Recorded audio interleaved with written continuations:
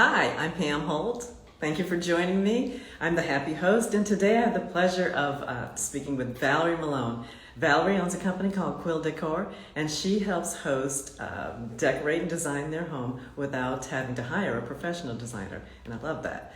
So she's going to come on today and talk to us. All month we've been talking about how to get started and getting started as a host.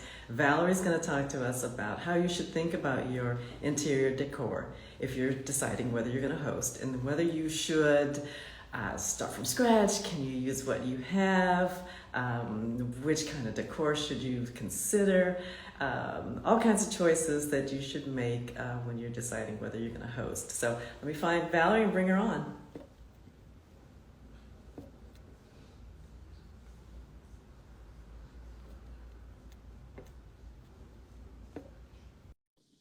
Okay, let's see if I can find her. Let's see.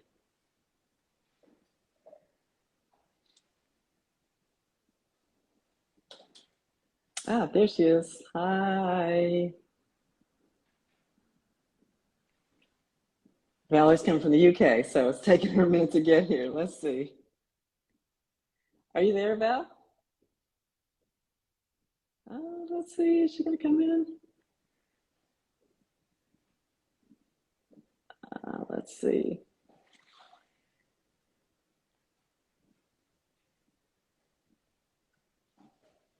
Let's see if that did it.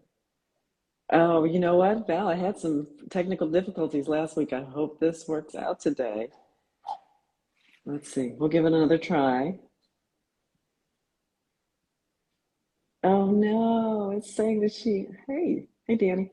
It's saying that she can't join. Let's see. I'm gonna try again and see if I can invite her. This is the beauty. Here she is. Hi, You did Valerie. it. Hi. Sorry about that. I don't know. I Hi. had No, problems. that's I've been doing these for forever, and then very recently I've had problems with people connecting to me. So thanks for coming. you're welcome. I think it's my fault. You have to like request me and I didn't accept Yes. it right away. Anyway, it doesn't matter.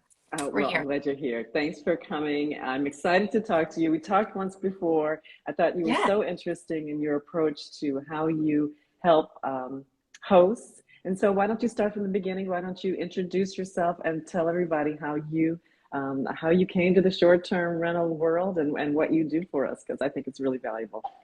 Yeah, for sure. So it has been quite a while since we talked actually. That I was maybe know. a year and a half ago or something. Yeah. And so I am a designer and a design coach for the short-term rental industry. I have a short-term rental online course that I run for people who are overwhelmed with the process of how to get their rental up and running.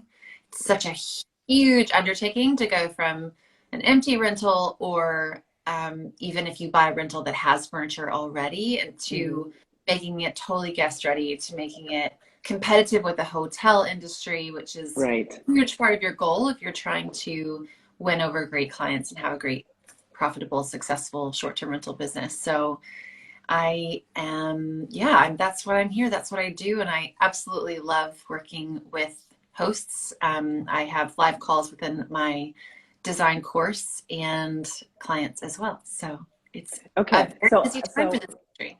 I love this because, and one of the things you said I think is so important. People who are coming new into this industry have to realize that competition is fierce and that they're no longer just competing with other hosts who might be, have one unit, but they're competing with boutique hotels and large real estate conglomerates that have, thousands of units. And so, the fact that you might need some help getting up and running, is absolutely no surprise. And you should definitely reach out and get some help so that you don't sort of fumble along with it and waste time and lose money, leave money on the table when you could be, you could contact someone like you and get up and running and get to the money right, quickly. So Right, start right. start from the beginning. What would you suggest to someone who is just getting started with their first listing? How do they think about it? Yeah. How do they even start? Okay, so what I've noticed from working with so many hosts over the past couple of years, is that the number one thing people don't think about is how long the design and staging process is going to take. Okay. So number one, I can't tell you how many times I'll have a call with someone and they say something along the lines of, well, we close on, May 1st, and we're hoping to have it rental ready by May May 2nd. 22nd, which is, yeah, or May 2nd, or anything in that realm. It's just not realistic. Yeah. So what is realistic? I don't think there is one answer for this. I think it depends on you and how much time you have to put into it. Some people, this is, it's a retirement thing, or they've, quit their day job and this is what they're doing, or their kids are in school and this is what they're doing, and they really do have a lot of time to give it. I think for a design perspective, so you have to plan for the furniture. My suggestion is to make a plan before you buy a single thing. So don't go to Home Goods and start putting stuff in your cart and thinking that that's going to work. It's going to come together somehow magically. Yeah. No. Yeah. So the very first thing you want to do is you want to sit down and you want to develop a plan. Okay. So plan based on your design style, the design style you want, which has to do with the type of house you have, right? If you have a condo by the beach, your design style is going to maybe be some kind of coastal style, contemporary coastal, or bohemian coastal, or something like that. If you have a mountain chalet, then you're going to do something a little bit more cottagey, coastal, not coastal, don't do coastal, you're going to do cottage vibes, something like that. So I have a design style, a free style quiz on my website. It's quilldecor.com, so you can go and click on the top. There's a style quiz. If the design style concept completely overwhelms you, that's always a good idea. And then that's good, because people ask that all the time.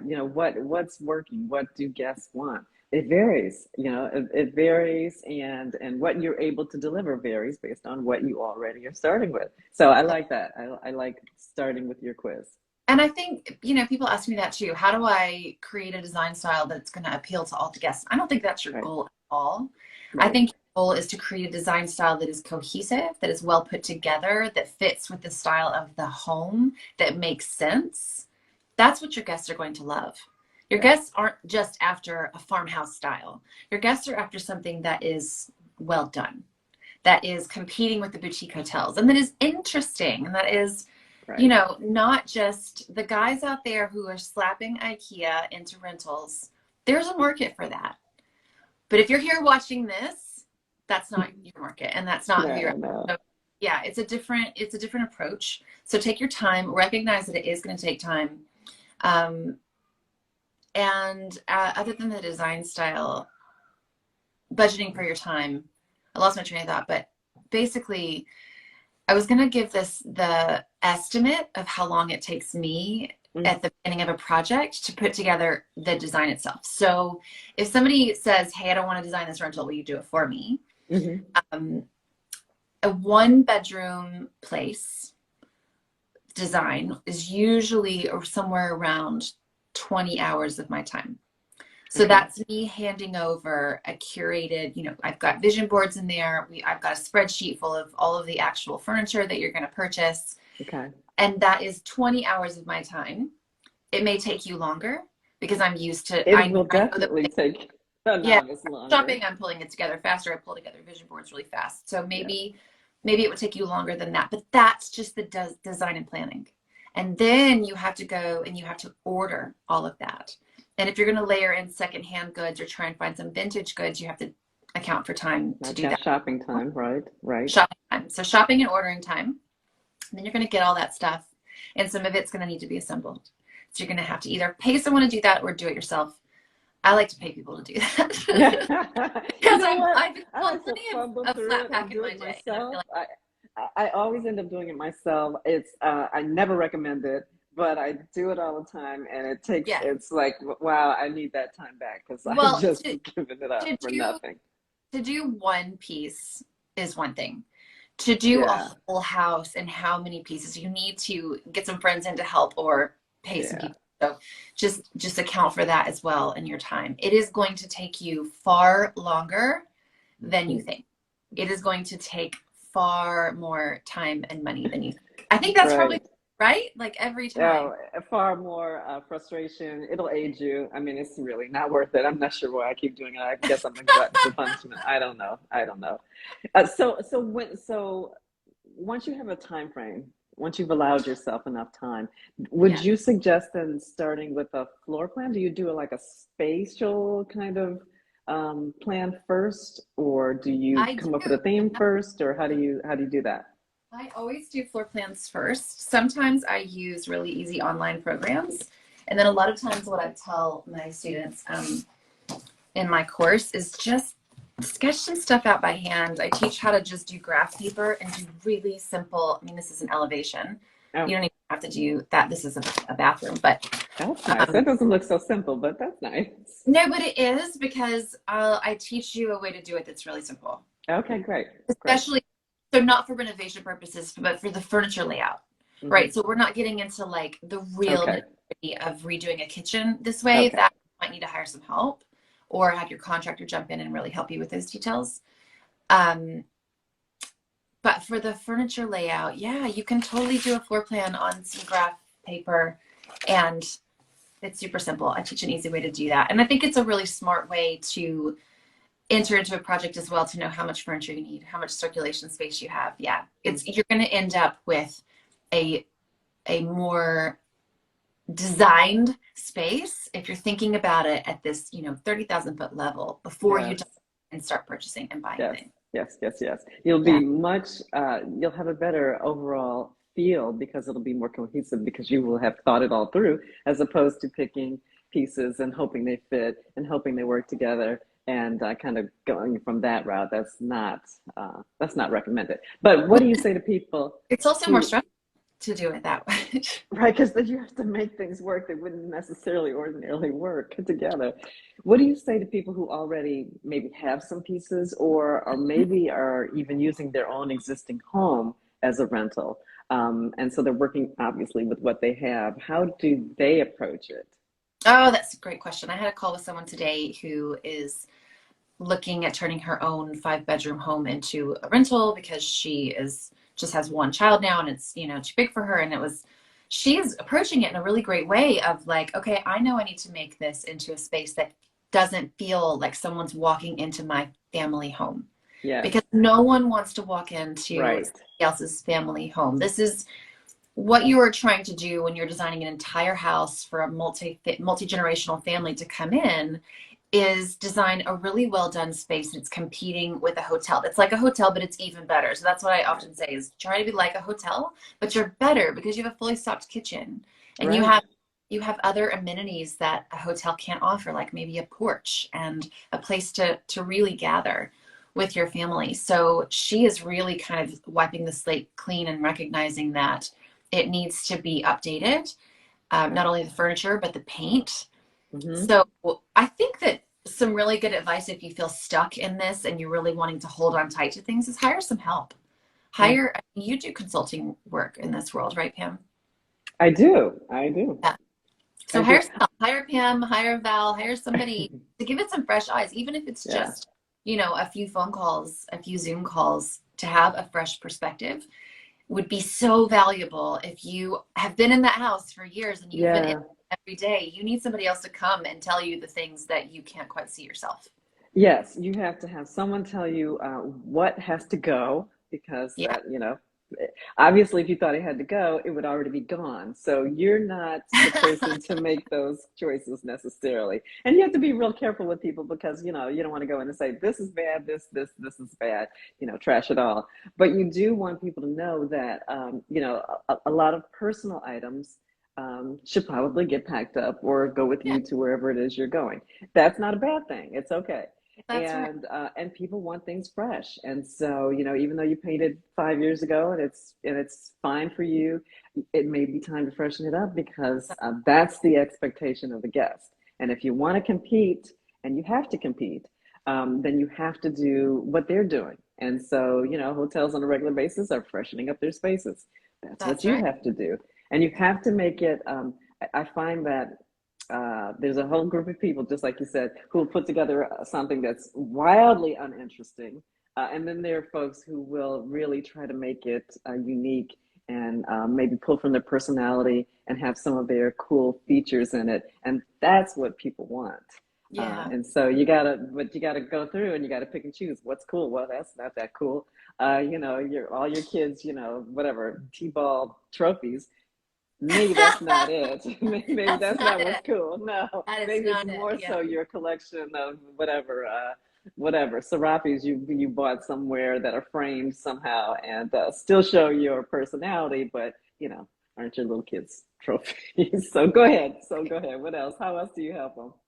So I think the other main piece of advice for getting started is to have somewhere to dump your ideas. So I use Canva. I used to use PowerPoint. They're both excellent for different Yeah. reasons. So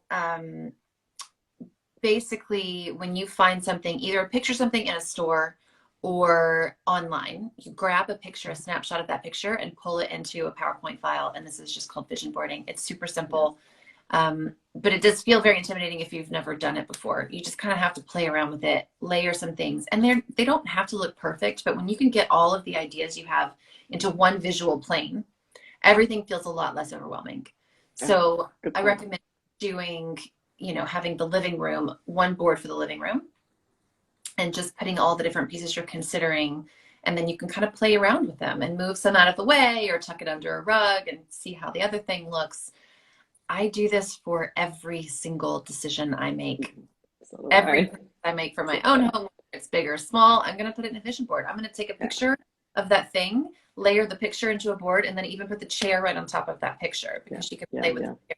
And it really gives you uh, more confidence in every decision because you know it's going to work before you push order. And Yeah. um, Right. it just makes things a little bit easier.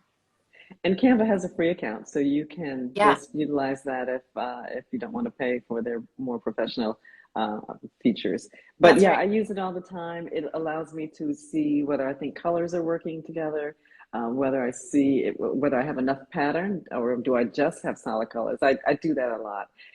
So Yeah. I'll see if I have just blocks of color. That's fine. But what interesting fabric, um, textile can I work in that brings in some kind of pattern? So Right. and you can do that, and then when you go shopping, I need one fabulous, printed pillow that's just gonna, set the whole thing off. And you'll Yeah. know that because you have all the other pieces right there, and you could just hold it up and say, well, what pillow is going to work with these pieces. Right. And when you So have it yeah. on Canva, when you use Canva too, I think part of the reason I converted to Canva is because I can pull it up on my phone wherever I am. And when Oh, it's just so easy versus PowerPoint, it's so easy to pull up what you've been working on.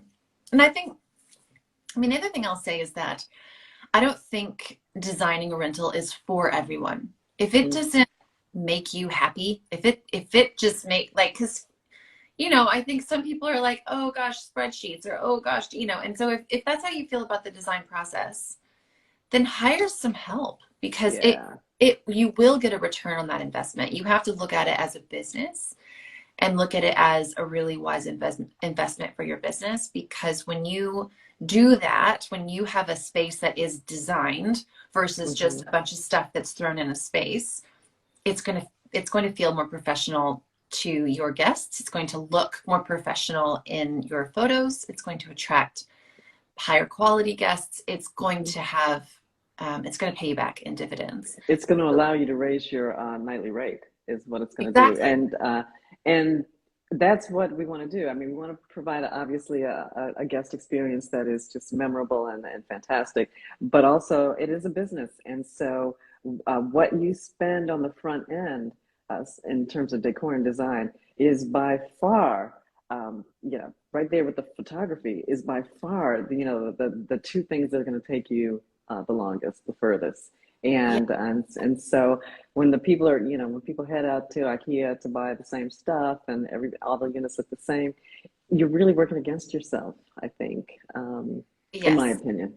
Yeah. Right. Because if you're here listening to this and you do understand there is a difference between the place just has the stuff thrown in and the places that are well thought through.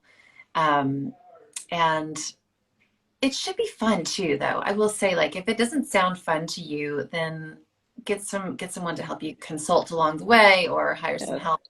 Because you're going to Um, be miserable. I can tell you now, it's just going to be a chore, and it shouldn't be because yeah. I feel like if it's a chore, you're not going to do your best, you're not going to stay with it long enough, and you're not going to see eventually the results that would really benefit you. So call Val. She'll help you out with that.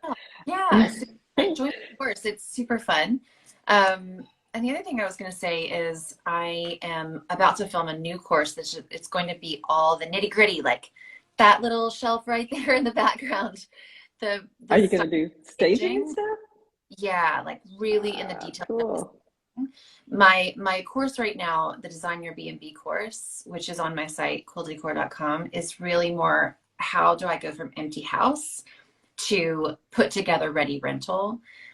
But I think I didn't go deep enough into the details in that course that I just want to add a little bit. I want to go a little bit further, talk deeply about styling and staging, about how to photograph Oh, with nice. a mood in mind. So we're not after realtor photos, we're after Yes. mood photos. You want to get So an let's eye up explain look. what realtor photos are because that's a Yeah. thing. And as a realtor, when I shoot a shot that is for buyers, it is very different from the shots that I use for my rental. So as a realtor, I want the entire room in Yeah. the picture. I want it sterile.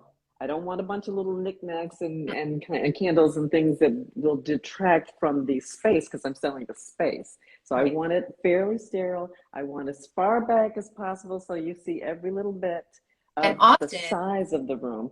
often But it's that, a wide angle lens, right? yes, So that it yes. does open up that room and gives it a Is vastness. it the appearance of being bigger? Actually, it's kind of a realtor trick. You know, you give the appearance of being larger than it actually is. And I don't necessarily think that's a good idea when guests when are looking through and they think that you have this, huge space, but Right. really it's a wide angle lens and when they get there it's this big. Your ratings are going to suffer if you're Yeah. doing realtor shots and that's the kind of thing that you're offering people. So explain what a good shot would include. So it's really the opposite of what you just said, Yeah. because you are trying to invite someone in for a moment. You're not trying to sell them on the property and make it feel vast. And everybody knows, like you said, everyone knows in a realtor photo to expect when they get there that actually that room is smaller. But I don't think they expect that when they're Yes. looking to rent an STR. So you need to make sure nobody is using wide angle lenses, first of all. And then also, it's okay to have those wide angle room shots, but you also want to make sure you have some moments. So you've got like Mm. the vignette. A vignette is just a one particular where you don't see the whole room. You would see one moment. It's like the corner of the sofa, the end table next to it, and the lamp, right? That's a moment. And that invites you to sit on that sofa where you can visualize having a cup of tea right there with the fuzzy blanket draped over. That's a moment. Make sure you have all the curtains open, all the Yes. natural light. Don't shoot at night. You can actually, I'll take that back. It's okay to shoot at night and have your lamps on as secondary photos, but your Hmm. primary photos should all be well lit, daytime, but not like where the sun is matters. You don't want streaky stream. Just basically hire a professional and then Right. That's the other thing. The and, photography is critical too. So if you yes, get as far as having a fabulously designed space, whether you do it, Val does it, someone else does it, yeah. don't blow it on the photos. I see dark, awful, unstaged photos all the time. And it just is so sad because, it's with a little bit, I mean, it's a couple of $100 at this point in Chicago, at least to have a unit photographed well for Airbnb. Right. If I mean, Airbnb was coming into the homes and doing that for free. I don't know if there was a time that they stopped doing it. I don't know if they're back in homes or not. But those people know how to do it, and they're not going to have all your cords, your stereo and TV cords showing. They're not going to have super low light photos. They're not going to be grainy. They'll take a variety. I love calling vignettes moments. That's really what they are, and that's really Yeah. really descriptive. I love that. And I Um, think too, when you have that professional come in and do the photos for you, it is okay to hover over them. like, and to have a list before that day where you Yes, know, okay, I want this sofa right here. I want you to get down on eye level and take a picture, take a shot of that, and then have it like, yes, don't just leave them to it and trust them. yes. Hover over them, make a list like it's your wedding day, and you want like one with mom and one with dad, right? I want one with this sofa, I want one with that lamp, and I want that, you know, so just make sure Yes, are in charge of what you're getting because these are not just going on your listing, these are your marketing tools as well. You can right. take Instagram or whatever tools you're going to use to market your space. Those photos are important. Yeah, and the thing is, you want to get them right because you want to use them like you're saying over and over and over again, Yeah. and you don't want to have somebody coming out every single time to redo now. Now you're doing spring, and so you want spring photos. So take a variety of different kinds of photos. Maybe switch out some of your accessories for various shots, so you have the spring version and the winter version. Really make use of that time because you're going to use those photos for a long time. And make sure you've got that Fab Five. Get those 5 shots that are the first ones that are seen on Airbnb and other sites. Make sure those are all killer shots. So that's Yeah. that's my advice on that. So Right. I'm going to switch gears now, Val, and a little birdie tells me that you are on your way to becoming a #1 best-selling author. Yeah. And I hear this because I'm involved with a collaborative project with you and Yeah. 42 of our other esteemed colleagues, and we're all launching a new book coming out next month called Hospitable Hosts. So tell us, without giving too much away, tell us what's your chapter about? Okay. My chapter is about essentially how my husband pushes me out of all of the right comfort zones to expand our lives in the best way because I would not be doing what I'm doing right now, which I absolutely love, working with hosts, still doing design. I work with people mostly in the US. I live in England and I love the way that I set up my business. I wouldn't be involved in this if my husband hadn't said, we're going to put our basement on Airbnb. How many years ago is this now? A lot of years ago, like before there was no term as STR. It was really only Airbnb at the time, other than Verbo was around, but more for just beachy rentals. Hmm. So Hmm. because he pushed us to do that, then it just kind of opened up my world. I've been a designer my whole career. I have a degree in design, so it just kind of gave me this new avenue to go towards, and um, Cool. also about what our hosting experience was like there and how amazing it was. Oh, well, I can't wait to read your origin story. That's because we're superheroes, and that is your story. I'm so excited to hear the different perspectives from all the authors that are involved. So everybody gets their own chapter to write, and they can tell their story, or they can give advice, or they can, I don't know, share a favorite guest moment. So it's going to be really cool because everybody comes to it from a different perspective, and they're hosts all over the world. That I'm trying to talk to as many as possible. And there's folks in Australia, and I'm trying to figure out, is that ahead of us, behind us? What day is that? How do we do that? So it's people from everywhere. You're coming from the UK. There are quite a few people in that area. People in Japan. It's so cool because everybody is different. So I'm going to suggest to everybody who's listening to run out when it's time Yeah. and buy and get a copy of the Hospitable Host so you can find out how Val started out and how her basement, which I love, became her unit, her rental. How did that go? Do you still do it? We don't live in that house anymore. We Okay. would. I definitely would if we lived there, but that was in the US. And so we moved to England shortly after. Well, we moved to England. I guess we've been here 4 years now, 3.5 years. Okay. Um, I am excited to read your chapter, Pam. I know you have tons of amazing stories, and I've I heard them. And the day actually that I was like, you have to be on this project was the day that you mentioned this story to me because you were filming something Oh in yeah. one of your. Yeah. So thank you so much. I should give credit. Val is the person who suggested I get involved, and I because I hadn't heard of the project before, and I am so happy about that. But yeah, I do mention in my chapter how I had this really cool guest who just this really crazy situation that came about that put us together, put me together with this guest who I haven't seen since I was 12 or 13 years old. And now we're working together on a big project. And all I'll say is that Netflix is involved. Oh, And that's all I'm going to say. And that's so so cool. later on, yeah, so later on this year, you'll get to see that and see how we did filming in my unit and how the guest came and actually stayed at my home after, not seeing each other for 40 some years. It's the coolest thing ever. It really is cool. And I can't wait to have people read it and see just how cool it is. That's, And then tune in and check us out on Netflix in the fall oh, I because can't that's wait. gonna happen. Are Yeah. you in So the episode or just your unit? oh no, my whole family is in it. It's so crazy. It's What? it wasn't supposed to be like that. I didn't even know about the project that they were doing. But now they're following. It's a documentary, and they're following three families. And my daughters and I, our family, are one of the three families. So we're like, one of the at this point, I think we're one of the key parts of this documentary, which all came together because of my Airbnb listing. So it's Wow. I wild. think And your story. So what is the documentary about? it's about the neighborhood that I grew up in, and that the director and creator and producer of this documentary, we grew up in the same neighborhood. And what name And grew up? neighborhood in south side of Chicago that was a planned community. It had a variety of different income levels and different kinds of property types and different racial makeup.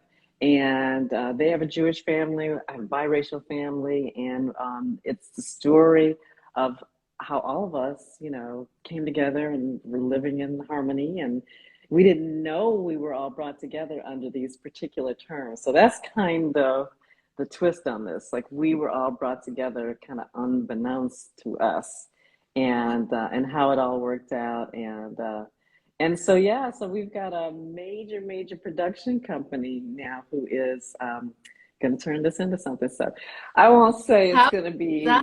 Bridgerton or anything, but So when will it be out, do you think? I think it's gonna be in the fall. They're still doing some editing. They're gonna shoot again. They're gonna come back to my house again, Okay. and they're gonna do some more filming. And we've been sending, photos from the '70s and stuff of our family. And the best part about it is that without being on Airbnb, without having my listing, I don't know if we would have found each other. Right. And Nice. so it's just cool. It's just What super a cool. cool And story. yeah, it's fun, and so I want to share with other hosts that you never know who's going to show up and stay and be your guest and come back from your past or whatever. You never know where it's going to take you, Yeah. but hosting opens up so many doors that stuff that you can't even imagine might happen. Is happening. So I will see Absolutely. you on the red carpet when I do the premiere and. It'll be very cool. Val, I could talk to you all day. I wish we had more time. I don't want to keep everybody all afternoon, but I really love what you do. I really would like for people who need your help to contact you and work with you. I think you get it completely and utterly. And so whenever you want to come back and talk about when you finish your revision of your course, I come back and will. talk. I want to Okay. hear about it.